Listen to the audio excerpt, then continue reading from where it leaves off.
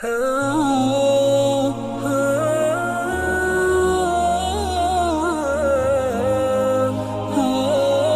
المومنین عائشہ رضی اللہ تعالیٰ عنہ کہتی ہیں کہ رسول اللہ صلی اللہ علیہ وآلہ وسلم نے فرمایا 10 چیزیں دین فطرت ہیں: مونچھیں کاٹنا، داڑھی بڑھانا، مسواک کرنا،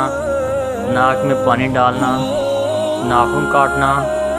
انگلیوں کے جوڑوں کو دھونا، بغل کے بال اکھیڑنا، ناف کے نیچے کے بال موڑنا، پانی سے استنجا کرنا۔